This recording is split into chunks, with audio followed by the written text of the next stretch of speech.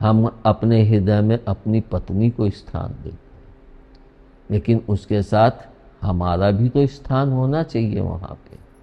आखिर हृदय में हमारी पत्नी निवास करेगी तो उसके पति के रूप में हमें भी तो निवास करूँगा, तभी तो वह प्रेम बढ़ेगा, जिसको दिखाया है कि सीताराम दोनों का ही निवास हनुमान जी ने अपने हृदय में स्थापित किया। उसी तरह से हम सोचेंगे कि हम भी अपने हृदय में अपना स्थान, अपनी पत्नी का स्थान, दोनों का ही स्थान सुनिश्चित करें। अब हम इसमें यह सोच सकते हैं कि हृदय में हम माता पिता का वास है, और कहा भी गया कि हृदय में जगत जननी और परमपिता परमेश्वर का वास है, तो फिर वहाँ पे हम पत्नी को वास कैसे दे सकते हैं? तो उसको मैंने बताया कि हम जब माता पिता और जिनको भी प्रेम करते हैं, जब उनको स्थान दे सकते हैं, तो पत्नी से प्रेम बढ़ाने के लिए, आपस में वह प्रेम घर में जागृत करने के लिए हम वह स्थान उनको दें। इसको मैंने एक सीरियल में देखा भी था कि लक्ष्मी जी विष्णु जी से पूछती हैं कि स्वामी आपके हृदय में कौन वास करता है? तो विष्णु जी कहते हैं मेरे हृदय में मेरे इष्ट वास करते हैं, शिव जी वास करते हैं। तो लक्ष्मी जी कहती जब आपके हृदय में मेरा स्थान ही नहीं है तो फिर मैं यहाँ रह के क्या करूँगी?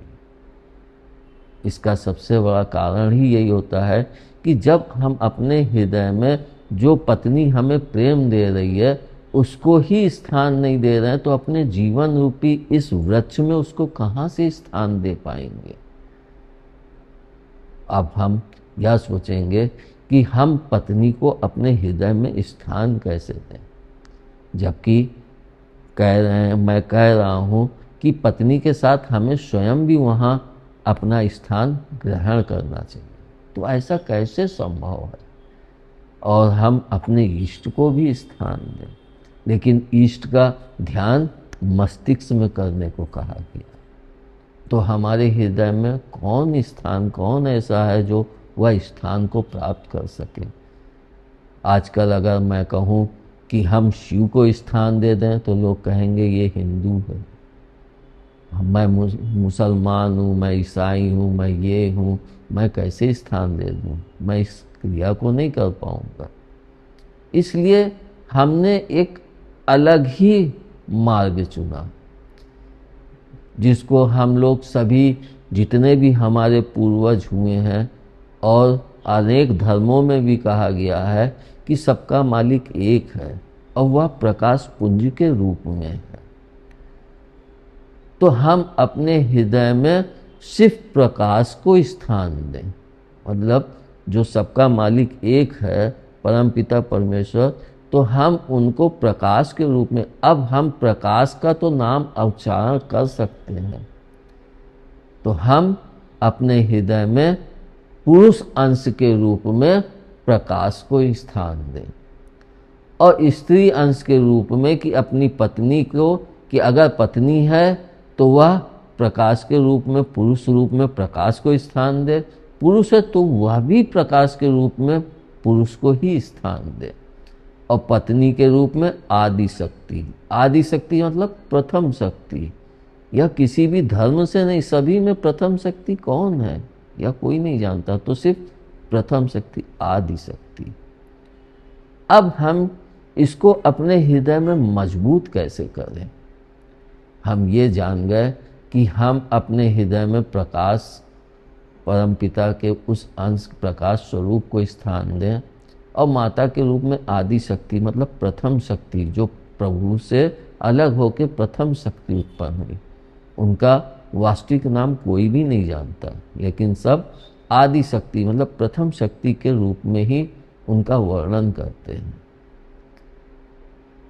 तो हम यह कह सकते हैं कि अब हमारे हृदय में प्रकाश और आदि शक्ति का वास हो गया, लेकिन वह वास ऐसे नहीं होता। हम जब ध्यान में बैठें तो आंख बंद करके थोड़ी देर, जितनी देर मन हो, अपने इष्ट के ध्यान से पहले पूर्व अपने हृदय में स्थान ध्यान करें कि प्रकाश रूप में पिता विराजित हो चुके हैं और प्रथम शक्ति के रूप में माता विराजित है।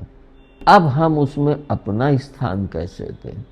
तो हमारा स्थान माता पिता के चरणों में ही है, लेकिन हम उसको किस रूप में कहें? तो जैसे कि मेरा नाम आनंद है और मेरी पत्नी का नाम अलका है, तो मैं क्या करता हूँ कि प्रकाश आनंद, प्रकाश का अंश आनंद है, प्रकाश अंश आनंद और आदि शक्ति अंश अलका।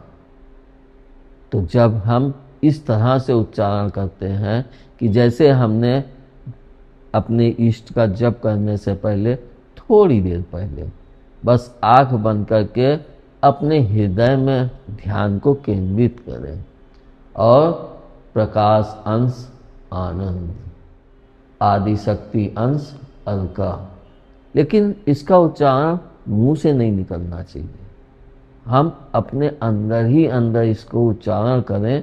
तो आप जब इसका उच्चारण करेंगे तो आपके हृदय में चारों तरफ जैसे किरणें फैलती जाएंगी और प्रकाश स्वरूप में वो पूरे हृदय में क्या पूरे शरीर में विराजित होने लगेंगी। मतलब वे अपना आकार धीरे धीरे बढ़ाते हुए शीश से लेकर पांव तक अपना फैलाव कर लेती है।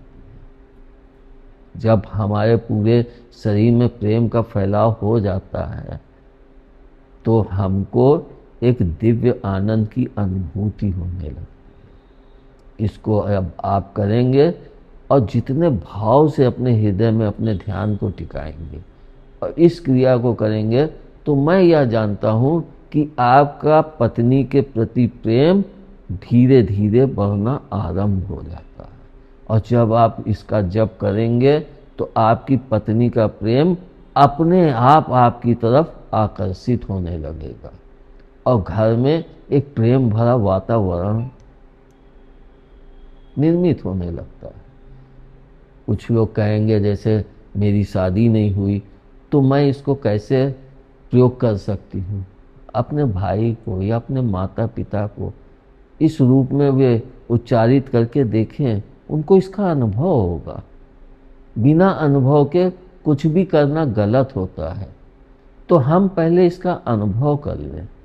और मैं इसको जानता हूँ कि पत्नी जब शादी होके आती तो प्रेम तो बहुत होता है, लेकिन धीरे धीरे उस घर की रूपरेखा देख के पति के प्रति प्रेम बदलता जाता है। मैंने कितनी स्त्रियों को देखा है कि शुरू में आई, कुछ दिन में जब बच्चे छोटे हैं, मेरे पति परमेश्वर है, उसको सीधे परमेश्वर बना देती है। इतनी ऊंची पदवी देके ऊपर बैठा लिए, क्या आवश्यकता है? मेरा सहयोगी है, साथी है, साथ चले। फिर वह परमेश्वर बन के अपना हक आज स्थापित करने लगा, तो पत्नी के अंदर फिर धीरे धीरे उसके प्रति गिरावट आने लगती है। फिर वह चरण, पहले तो चरण धो के पी रही, फिर तो वह पैर छूना भी नहीं चाहती है। फिर वह पति को ही द्वेष देती है कि ये दूसरी तरफ उन्मुख हो गए, ये उस लड़की की तरफ बह गए। और पति पत्नी के ऊपर तमाम प्रकार के इल्ज़ाम, इसको कुछ आता नहीं है, ये कुछ करती नहीं, ये ख्वाबों में खोई, आदि तमाम प्रकार के जो जिसके समझ में आता है वो इल्ज़ाम पति रखता है और जो उसके समझ में आता है वह इल्ज़ाम पत्नी रखती है। लेकिन यह सही निवारण नहीं है।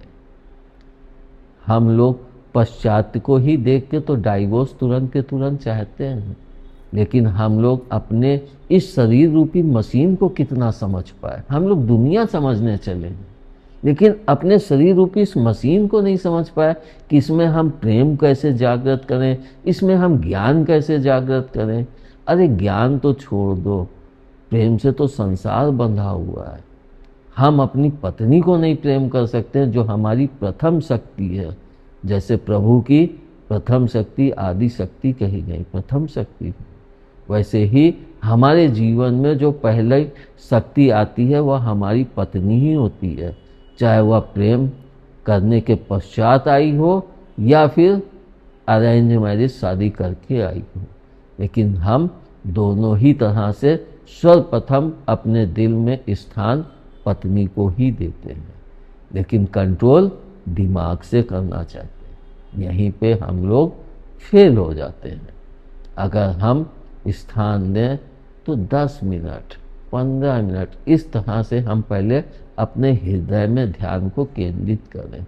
जब हमारे हृदय में प्रेम का संचार होने लगेगा तो आपको एक अद्भुत अनुभव होने लगेगा, जिसको आप शब्दों में नहीं लिख सकते हैं, लेकिन उसका एहसास आप स्वयं कर सकते हैं। और जब हम इसको करते हैं तो धीरे धीरे पत्नी के प्रति हमारा प्रेम बढ़ता जाता है, और घर में जब प्रेम बढ़ता है तभी घर में लक्ष्मी का आगमन होता है, तभी घर सुंदर लगने लगता है। जहाँ प्रेम नहीं होता है तो वहाँ पे सुंदरता भी नहीं होती है।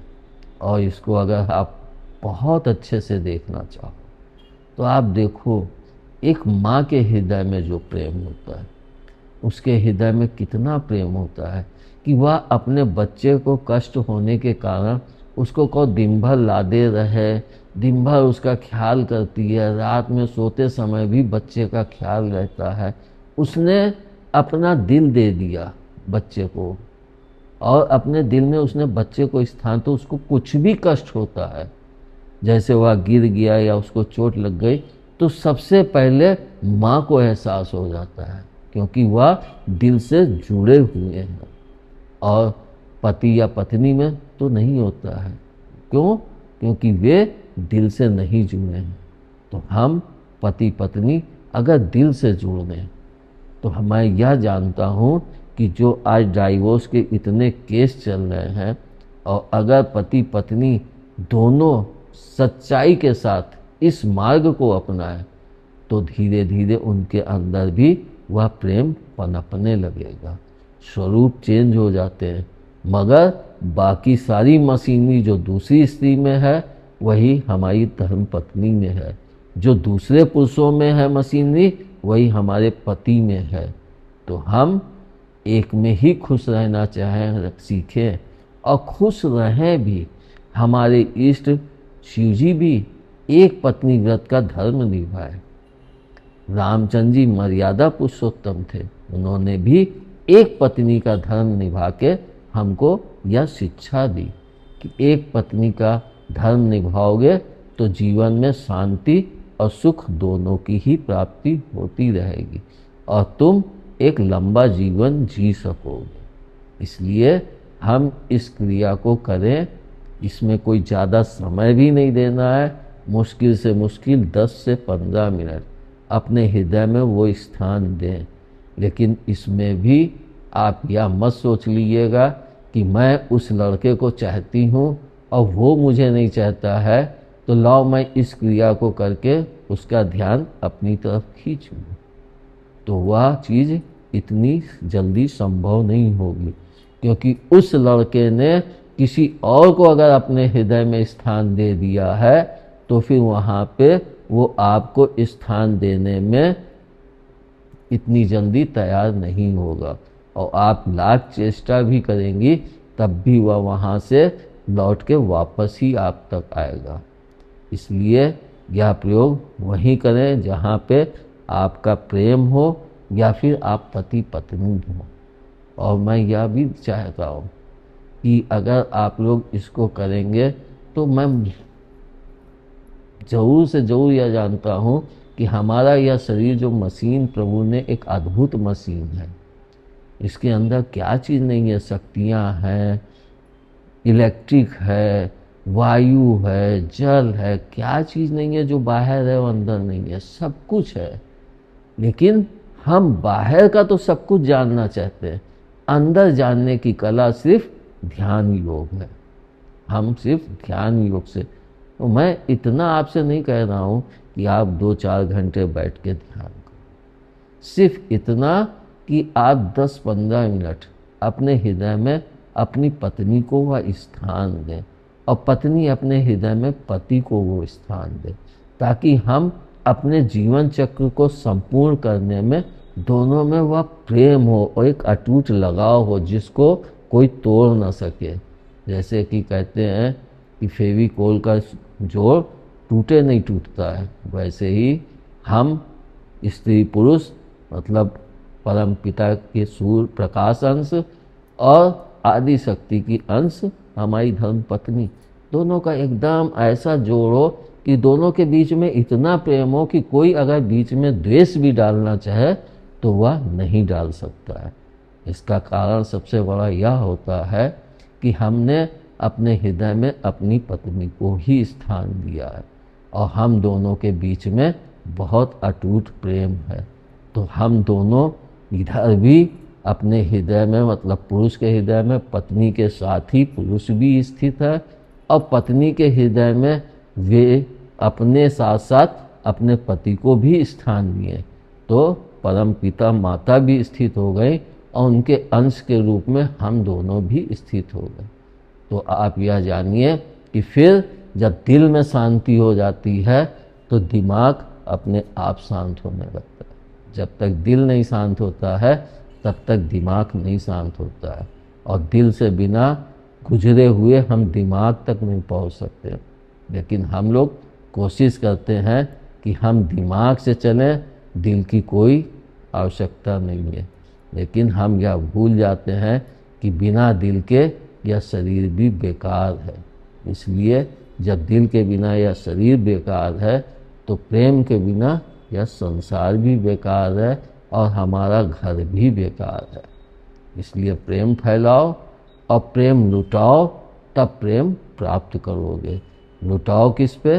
अपनी पत्नी पे लुटाओ, और घर के अंदर पत्नी आपके दोनों के प्रेम से बच्चे भी खुश होंगे और घर के अंदर एक प्रेम पूर्वक वातावरण का फैलाव भी होगा, जिसमें हम दोनों को ही और हमारे बच्चों को भी खुशियां प्राप्त होंगी।